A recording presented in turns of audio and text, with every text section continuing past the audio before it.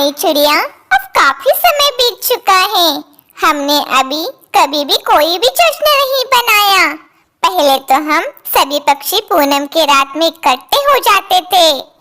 हाँ तोते भैया, आपने बिल्कुल ठीक कहा है। अब सब व्यस्त ही ज्यादा हो गए हैं, लेकिन हम सब पक्षियों से मिलकर बात करेंगे कि महीने में एक दिन तो ऐसा होना ही चाहिए ना कि हम सब इकट्ठे हो सके और एक दूसरे के साथ अपनी अपनी मन की बातें कर सके। पूनम रात अभी आने ही वाली है, तो इसी रात को हम जश्न मनाएंगे। हाँ रानी चिड़िया, मैं अभी सभी पक्षियों को इकट्ठा करता हूँ ताकि हम अपना पूनम रात का प्रोग्राम बना सकें। कहकर तोता वहाँ से निकल जाता है। जंगल में बहुत ही शांति थी। सभी पक्षी भी बहुत प्यार से रहते थे। लेकिन अब तो सबकी जिंदगियाँ अब ज्यादा ही व्यस्त थी। असल में बारिश हुए हुए काफी दिन बीत गए थे और इसीलिए पक्षियों को दाने और पानी के लिए बहुत दूर दूर जाना पड़ता था। इसलिए सारे पक्षी आपस में कम ही मिला करते थे। अब तोता सभी पक्षियों को जमा कर लेता है। आप सभी को इसीलिए इकट्ठा किया है कि हमारी जिंदगियां अब इतनी व्यस्त हो गई है कि एक दूसरे से बात किए हुए भी इतने दिन बीत गए हैं हमें। मैंने और रानी चिड़िया ने सोचा है कि इस पूनम की रात को हम सब पक्षी मिलकर इकट्ठे होते हैं और एक प्रोग्राम रखते हैं। मैं तो खुद हर समय बोर होता रहता हूँ। मैं आप सब से एक बात कहना चाहता हूँ, अगर आप सब बुरा ना माने तो। कालू कौवे, अगर बुरा मानने वाली बात है तो तुम ना ही कहो। अरे यार तोते, तुम तो हर समय मेरे खिलाफ ही रहते हो। अच्छा, अब बोलो भी कि अब पहेलियां ही बुझाते रहोगे। तो बात ये है ना, एक कौवी है। वो कौवी पास वाले जंगल में ही रहती है और मुझे बहुत अच्छी लगती है। चमकी नाम है उसका। कौवे भैया, अगर गौरी को पता चल गया ना तो आपको वो छोड़ेगी नहीं। रानी, मैं क्या करूं? गौरी तो हर समय नाराज होकर मायके ही रहती है। अब ये सब मैं ज्यादा देर तक बर्दाश्त नहीं कर सकता। मैं तो अब चमकी से शादी करके ही रहूंगा और आप सबको भी मेरे साथ देना ही होगा।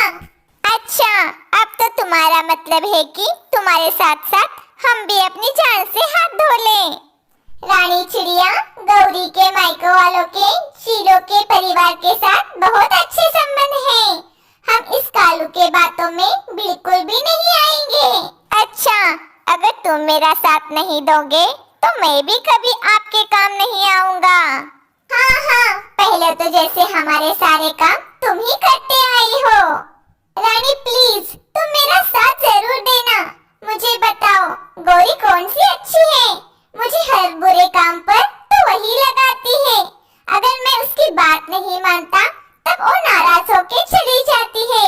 चमकी कवि तो बहुत अच्छी कवि है, वो मुझे भी बदल देगी।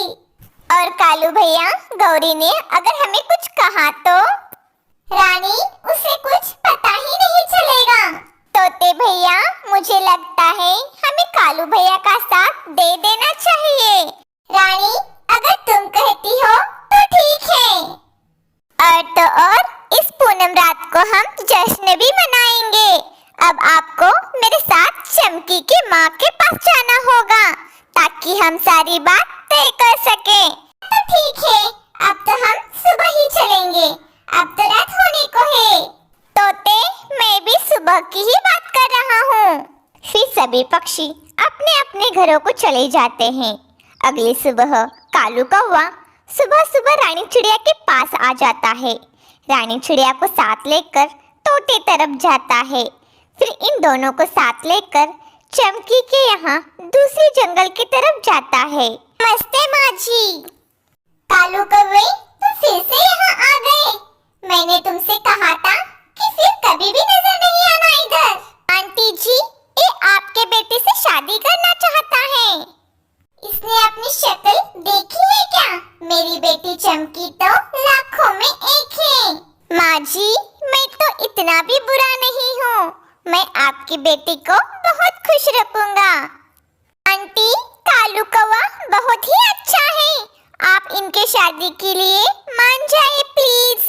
रानी चिड़िया, इस बात की गारंटी कौन देगा कि जितना अच्छा ये अब बन रहा है वो बाद में इतना ही अच्छा रहेगा?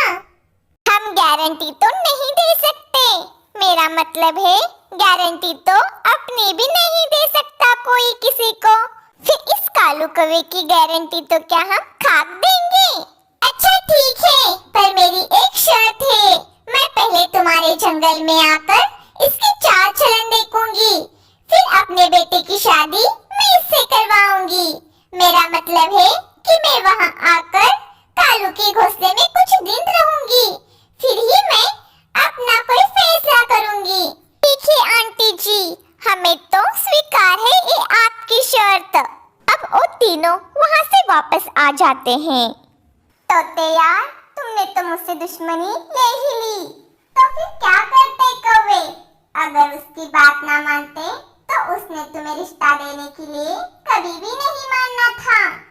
पर तोते, अब मैं क्या करूँगा?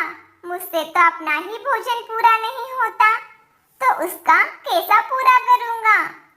कौवे भैया, कुछ पाने के लिए कुछ खोना पड़ता है। वैसे भी पूनम की रात आने ही वाली है।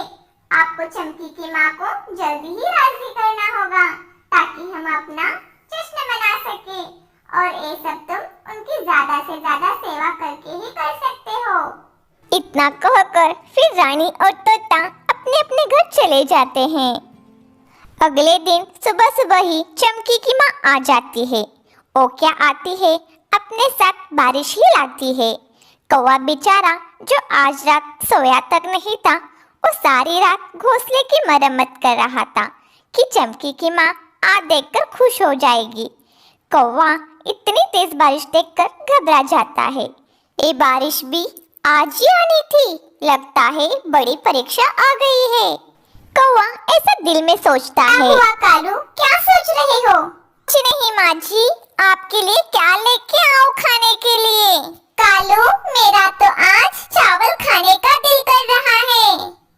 अच्छा तो ठीक है, मैं आपके लिए चावल के दाने अभी लेकर आता हूँ। और कौवा इतनी तेज बारिश में भी चावल के दाने लाने के लिए चला जाता है। अरे यार कबूतर, मेरी मदद कर दो। आज मेरी होने वाली सास आई हुई है और आज उसका चावल के दाने खाने का बड़ा मन कर रहा है, तो तुम मुझे थोड़े से चावल के बीज दे दो। अगर वो मुझसे खुश नहीं हुई तो वो मेरी चमकी से शादी नहीं करवाएंगी। और कबूतर को भी कालू पर दया आ जाती है। फिर कबूतर थोड़े से चावल के दाने उसे दे देता है। कौवा उन्हें लेकर जल्दी जल्दी अपने घोंसले में आ जाता है। कालू कौवे, तुमने इतनी देर क्यों लगा दी? ओ सासू माँ, मैं आ ही रहा था कि मैंने देखा कि बुलबुल का घोंसला टूटा हुआ था, तो मैंने सोचा इस मुश्किल समय में मुझे उसकी मदद करनी चाहिए। उसके छोटे छोटे बच्चे बारिश में भीग रहे थे। अच्छा चलो, ये तो तुमने बड़ी नेकी का काम किया है। इसके बाद चमकी की माँ लाए हुए चावल के दाने खा लेती है। चलो, अब मुझे नींद आ रही है। ओ आज थकावट बहुत हो गई है ना, इतना सफर जो करके आई हूँ। ऐसे कहते ही वो सो जाती है और कौवा बेचारा बाहर के पेड़ के टहनी पर बैठकर भीगता रहता है। बारिश तो आज भी बड़ी जोर से थी। कितना मजा आता था बारिश के मौसम में। बाकी पक्षियों से मांगकर अपनी पेट पूजा करता था और सारा दिन सोया रहता था। लेकिन आज ये बुढ़िया ने सारा मजा ही खराब कर दिया। लेकिन ये मुझे बर्दाश्त करना होगा चमकी के लिए। अब शाम हो चुकी थी और बारिश भी थम चुकी थी। ये बुढ़िया तो ऐसे सो रही है जैसे कि जिंदगी में पहले कभी सोई ही नहीं है। कौवा ऐसा सोच ही रहा था, तब तक चमकी की माँ उठ जाती है। सासू माँ, कैसी नींद आई आपको? असल में नई जगह थी ना, इसलिए आप बार बार खुल रही थी। अच्छा, मुझे भूख बहुत लग रही है, कुछ लाए हो मेरे लिए खाने के लिए? जी जी सासू माँ, ये फ्रूट लाया था मैं आपके आपके खाने के लिए। मुझे तो ऐसा लग रहा है जैसे मेरी अपनी माँ ही आ गई हो अपने घर में। फिर ऐसे ही 2 दिन और गुजर जाते हैं और कालू कौवे का तो इधर काम कर कर कर बहुत बुरा हाल था। अच्छा, अब मैं जा रही हूँ। ये रिश्ता मुझे कबूल है। ये बात सुनकर तो कालू कौवे के खुशी की तो कोई हद ही नहीं थी। आंटी जी, हम इस पूनम रात में ही कालू कौवे की शादी करना चाहते हैं। आप अपनी बेटी को पूनम वाली रात को लेकर आ जाना। अच्छा, मैं आ जाऊंगी। और कालू, तुम मेरे लिए फल फ्रूट और कुछ अनाज के दाने जमा कर रखना। जी जी सासू माँ, आपका हुक्म सराखों पर। इतना कहकर चमकी की माँ वहाँ से निकल जाती है। कालू कौवे, अगर तुम मेहनत करने लग ही गए हो तो शादी के बाद भी ऐसे ही करते रहना। ये ना हो जाए कि तुम्हारी सासू माँ तुम्हें कच्चा ही चबा जाए। तोते, पहले एक बार शादी तो हो जाए। ऐसे ही आखिर पूनम की रात आती है। कालू तो आज सुबह से ही बहुत खुश था। अब चमकी और उसकी माँ भी आ जाती है। फंक्शन शुरू ही होने वाला होता है, तब तक गौरी कौवी भी वहाँ पहुँचती है। तुम हाँ हाँ, मैं। और तुम इतने दूल्हे की तरह सजकर क्यों बैठे हो? मैंने कहा इतने दिन हो गए हैं, तुम आए ही नहीं मुझे मनाने। जाकर देख आऊं एक बार कि सब खैरियत तो है ना। और तुम्हें कैसे पता चला कि मैं आज आने वाली हूँ, जो इतना सर धज कर बैठे हो? और ये सब कौन है? ये सब देखकर तो तोते की हंसी ही नहीं रुक रही थी। मैं पत्नी हूँ कालू की। क्या? कालू कौवे, ये क्या कह रही है?